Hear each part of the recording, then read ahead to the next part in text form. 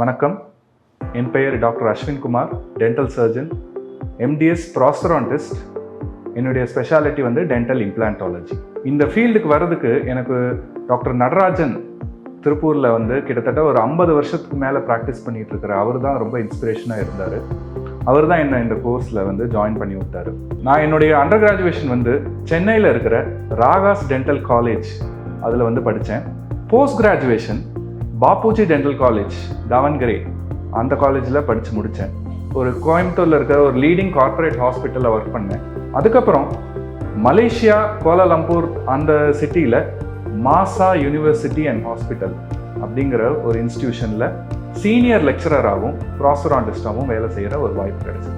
திரும்ப இந்தியாவுக்கு வந்த பிறகு கோவையிலே ரொம்ப பிரசித்தி பெற்ற சாந்தி சோஷியல் சர்வீசஸ் அந்த ஹாஸ்பிட்டலில் சில மாதங்கள் ஒர்க் பண்ணுறதுக்கு எனக்கு ஒரு நல்ல வாய்ப்பு கிடைச்சது. அதுக்கப்புறம் ex army, ex navy and ex air force men எல்லாம் வந்து ட்ரீட்மெண்ட் பார்க்குற இசிஹெச்எஸ் ஹாஸ்பிட்டல் அப்படிங்கிற சென்ட்ரல் கவர்மெண்ட்டோட ஹாஸ்பிட்டல்லையும் ஒர்க் பண்ணுறதுக்கு ஒரு அருமையான வாய்ப்பு கிடைச்சிது. அதுக்கப்புறம் இது என்னுடைய own clinic dental will dental implant centre. இதை வந்து ஆரம்பித்து கிட்டத்தட்ட ஒரு 8 வருஷம் ஆச்சு. இப்போ இங்கே கரண்ட்டாக சீஃப் டென்டல் சர்ஜனாக இருக்குது. இப்போ நான் சூஸ் பண்ண ஃபீல்டு வந்து ப்ராஸ்டரான்டிக்ஸ் அப்படிங்கிற ஒரு ஃபீல்டு. எல்லா டென்டல் படிப்புலேயுமே ரொம்ப கடினமான ஒரு படிப்பு வந்து ப்ராஸ்டரான்டிக்ஸ். முதல்ல ரொம்ப கடினமாக இருந்தது. ஆனால் அந்த கடினமாக உழைச்சதுக்கான ரிசல்ட் வந்து ஒன்ஸ் நமக்கு படித்து முடிச்சதுக்கு அப்புறம் தான் தெரியும். அது வெளியில் வந்ததுக்கு அப்புறம் தான் அதோடைய பயன்களை வந்து நான் வந்து ரியலைஸ் பண்ண முடிஞ்சுது. அதனால அந்த கடினங்களையும் தாண்டி மேலே வந்தது உண்மையாகவே ஒரு சாதனையாக நான் நினைக்கிறேன். என்னுடைய பேஷன், அதாவது பல்லு இல்லாதவங்களை வந்து சிரிக்க வைக்கணும், அவங்களையும் நல்லபடியாக அவங்களுக்கு பிடிச்ச சாப்பாடை நல்லா ருசித்து சாப்பிட வைக்கணும் அப்படிங்கிறது தான் என்னுடைய பேஷன். அதுக்காக தான் டென்டல் இம்ப்ளான்டாலஜியை என்னுடைய ஸ்பெஷலிஸ்ட் ஃபீல்டாக நான் தேர்ந்தெடுத்தேன்.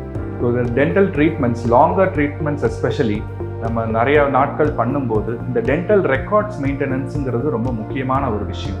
அதை வந்து இமெட் ஹப் அப்படிங்கிற அவங்க சாஃப்ட்வேர் மூலியமாக ரொம்ப சுலபமாகவும் ரொம்ப ஈஸியாகவும் எல்லா ரெக்கார்ட்ஸையும் 100% டிஜிட்டலாக மெயின்டைன் பண்ண முடியுது. எந்த பேஷண்ட் எந்த நாளில் எந்த ட்ரீட்மெண்ட்டுக்காக வந்தாங்கங்கிறது எவ்வளோ வருஷத்துக்கு முன்னாடி வந்திருந்தாலும் அந்த ரெக்கார்ட்ஸை ஒரே நிமிஷத்தில் நம்ம எடுத்து அதை ஆக்சஸ் பண்ணி அதனால் பேஷண்ட்டுக்கும் யூஸ்ஃபுல்லாக இருக்குது, நமக்கும் யூஸ்ஃபுல்லாக இருக்குது. சுத்தமாக கம்ப்ளீட்டாக பல்லே இல்லாதவங்களுக்கு, மேல் தாடையும் சரி கீழ் தாடையும் சரி இல்லை 2 தாடையிலுமே பல்லே இல்லாதவங்களுக்கு பற்களை கொடுக்கறது தான் என்னுடைய ஸ்பெஷாலிட்டியாக இருந்திருக்கு. பல்லு போச்சுன்னா சொல்லு போச்சும்பாங்க. அது என்னன்னா, பற்களோடைய வேலை வந்து சாப்பிட்றது மட்டும் கிடையாது. ஒரு பல்லு இல்லைன்னா அந்த பல்லு இல்லாததுனால அந்த அவங்களுடைய பேசுகிற உச்சரிப்பு மாறும். அதுவே எல்லா பல்லும் இல்லைன்னா அவங்க பேசுறதே இன்னொருத்தங்களுக்கு புரியாமல் போகிறதுக்கு கூட வாய்ப்புகள் இருக்குது. இந்த மாதிரி நிறைய பேஷண்ட்ஸ் எங்கிட்ட வரும்போது அவங்களுடைய ஒவ்வொரு ஸ்டோரியும் கேட்கும்போது நமக்கும் இன்னும் அதிகமாக பண்ணணும் அப்படிங்கிற ஒரு ஆர்வம் எனக்கு இன்னும் அதிகமாக வந்துச்சு. உதாரணத்துக்கு ஒரு 28 வயது இளைஞர் ஒருத்தர் வந்திருந்தாரு. அவருடைய பிரதர் தான் கூட்டிகிட்டு வந்திருந்தாரு. அவர் மெயினாக என்ன சொன்னார்னா, இவருக்கு மேல் தாடை பூரா பற்கள் இல்லாததுனால அவர் யார் கூடயும் பேச மாட்டேங்கிறாரு, தன்னுடைய கான்ஃபிடென்ஸ் லெவல் ரொம்ப கம்மியாக இருக்குது, வேலைக்கு போக மாட்டேங்கிறாரு. அதுதான் அவரோட மெயின் கம்ப்ளைண்ட்டாக வந்து சொன்னார். பட் அப்புறம் அவருக்கு மேற்பற்கள் எல்லாமே வந்து கம்ப்ளீட்டாக வச்சு கொடுத்த பிறகு இன்னைக்கு அவருக்கு கல்யாணமாகி ஒரு குழந்தையோட கனடாவுக்கு அவர் வேலைக்கு ஜாயின் பண்ண போகிறான்னு சொல்லிட்டு என்கிட்ட வந்து சொல்லிட்டு போகும்போது எனக்கு வந்து அவருடைய லைஃப்பில் இப்படி ஒரு மாற்றத்தை கொண்டு வர முடியுங்கிறது அதுக்கப்புறமா தான் தெரிஞ்சுது. இன்னொரு பேஷண்ட்டு என்கிட்ட வரும்போது பற்கள் எல்லாம் பூரா தேஞ்சு போய் வந்தாங்க. அவங்களுக்கு வயசு ரொம்ப கம்மி தான், இருந்தாலும் அவங்களுடைய பற்களுடைய ஏஜ் பார்த்தீங்கன்னா கிட்டத்தட்ட 80 வயசுக்கு எந்த அளவுக்கு தேய்மானம் இருக்குமோ அந்த அளவுக்கு அவங்களுக்கு வந்து தேய்மானம் இருந்தது. ஆனால் அவங்களுக்கு வயசு பார்த்தீங்கன்னா வெறும் 40 வயசு தான் இருந்தது. எதனால அப்படின்ட்டு அவர்கிட்ட கேட்கும்போது இந்த புகையிலை, பான்பராகு, பாக்கு போடுறது, இதை எல்லா பழக்கமும் வச்சுருந்தார். ஸோ அதனால பற்கள் தேஞ்சு போனதுனால அவரால் சாப்பிட முடியாமல் போனது ஒரு கஷ்டமாக இருந்தாலும் அவர் சிரிக்கும் போது கிட்டத்தட்ட ஒரு 60 வயசு உண்டான ஒரு ஆள் மாதிரி அவருக்கு தோற்றம் அப்படி இருந்தது.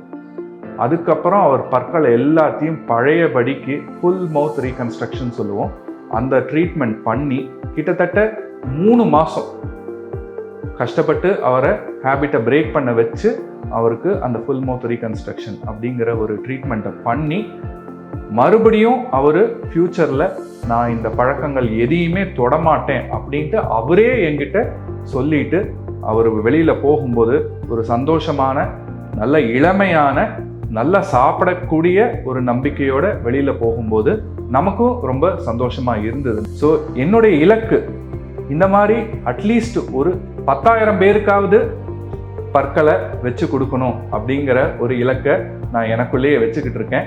கண்டிப்பாக அந்த இலக்கை நோக்கி போயிட்டுருக்கேன். என்னால் அடைய முடியுங்கிற நம்பிக்கையும் இருக்குது. பொதுவாகவே டென்டல் ட்ரீட்மெண்ட் அப்படின்னா எல்லாருக்கும் முதல்ல ஒரு ஃபியர் ஃபேக்டர் ரொம்ப அதிகமாக இருக்குது.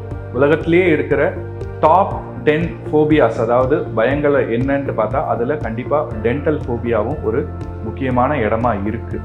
ஸோ அதனால் நான் என்னுடைய லைஃப் டைமில் என்னுடைய மிஷனாக என்ன வச்சுருக்கேன்னா, மக்களுக்கு இந்த டென்டல் ஃபோபியாவை கம்மி பண்ணணும். அதாவது மக்கள் பயம் இல்லாமல் பல் டாக்டர் கிட்ட ட்ரீட்மெண்ட்டை எடுத்துக்கணும். அதுக்கு ஒரு கம்பேஷனேட் ட்ரீட்மெண்ட்டாக, ஒரு எம்பத்தியோட பேஷண்ட்டை அப்ரோச் பண்ணி ட்ரீட்மெண்ட் கொடுக்கறது மூலிமா இந்த இலக்கை என்னால் கண்டிப்பாக அடைய முடியுங்கிற நம்பிக்கை இருக்குது. நன்றி, வணக்கம்.